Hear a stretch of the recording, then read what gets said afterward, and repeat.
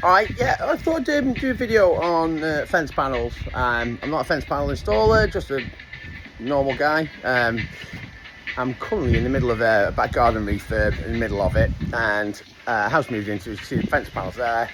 They're a bit broken, actually rotten. If you touch them, they break. So I need to get some fence panels. It's something I've not done before, and I thought I'd make this video for people who might need to learn what I learned over the course of getting up to this point now.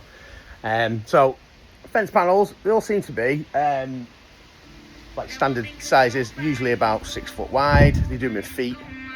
I usually measure in centimeters and whatnot, but they're in feet. So these are 6 foot by 5, because they've got the stone plinth at the bottom. And so you can buy those from wherever you want. I've put some links in the description for ones you can get off Amazon, get them delivered nice and easy, because obviously picking them up and fitting them in the back of your your Renault Clio ain't gonna happen. But so nice and simple swap over. Standard 6 foot by 5, and I bought standard 6 foot by 5, and you just take them out and you put them in. But it's ones like this. This is a bespoke length.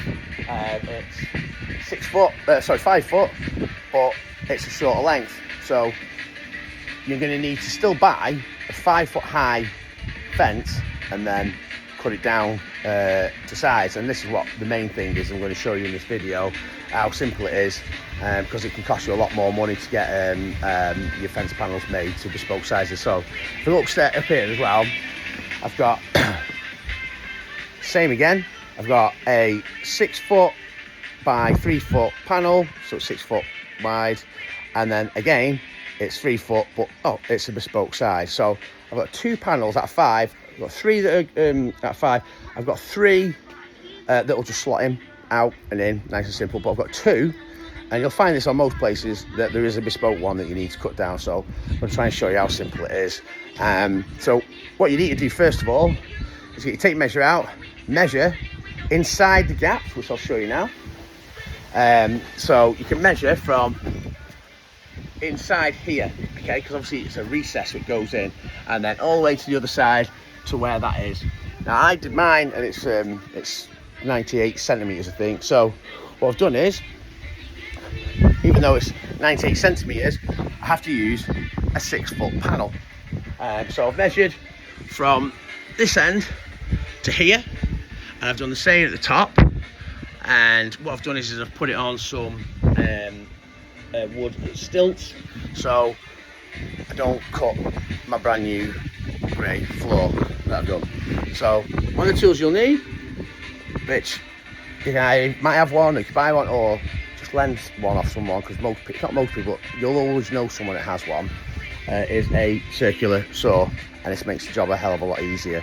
So what I'm going to do is I'm going to get set up, cut the end off, and then show you where we go from there. So what I'm going to do, before I saw it, what I have done is just put a line right down here, found a straight edge, and done it all the way down, made sure that this is the side that I'm keeping, 98 centimeters from line to edge.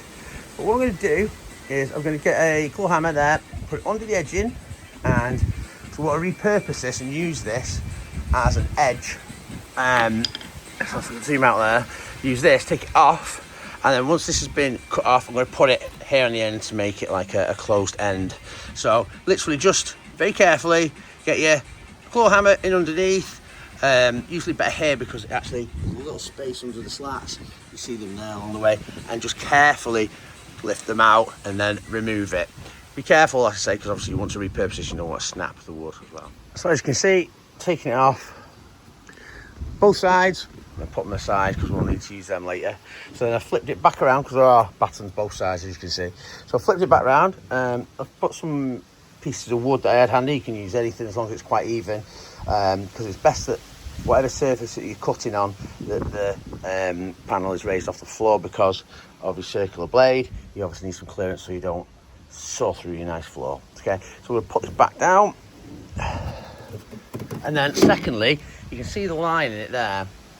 And you need to make sure that the wood isn't right underneath that line, because obviously you need the clearance, which I've just checked and made. So as you can see, this side of the panel is going to get taken off, and then we're going to edge this one there. So I'll just come back to that in a second, and I'll get this sawed up. So prior to sawing, it's worth noting that the thickest part that you're going to saw through is this. So what you need to do is, when you're setting up your circular saw, is this piece will lie against the wood, and this, if you can just open that, shows you how much of the blade goes through.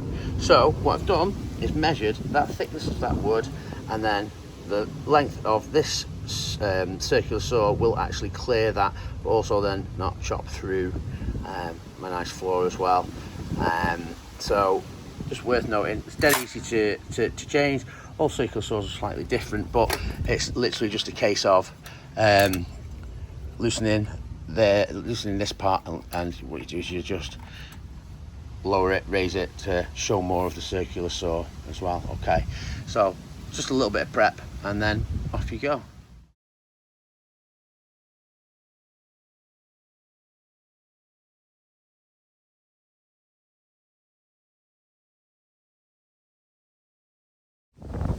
So that's what you're left with.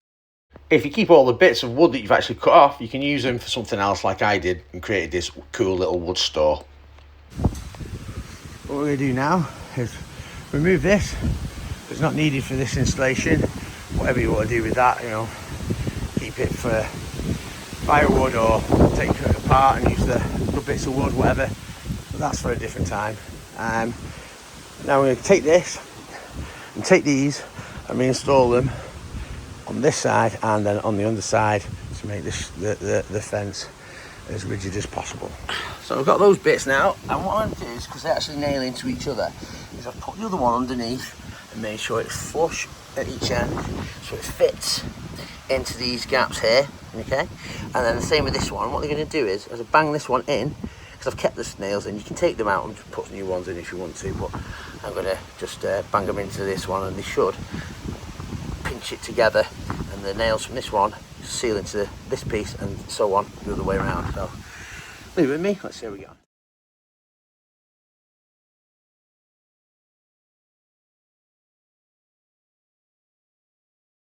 So there you have it. Now I have a solid, sturdy piece that's going to fit right in between there, if I've measured it right. But it is 98, I've just re-measured it. It's 98 to 98, looks nice and neat. Both sides are hammered in. That actually works by pinning them both as long as we're there, and just one hand here and then hammer, move the hand along, hammer, move hand along, hammer, just keep it pressure on this other hand up here, and then we've got a nice solid fence panel which we're going to install in a bit, and I'll show you that. And there you have it. I don't have a video of me putting in because I can't hold the camera, but went in first time. This end it's got like a wood brace instead of the concrete one, but it's exactly the same premise.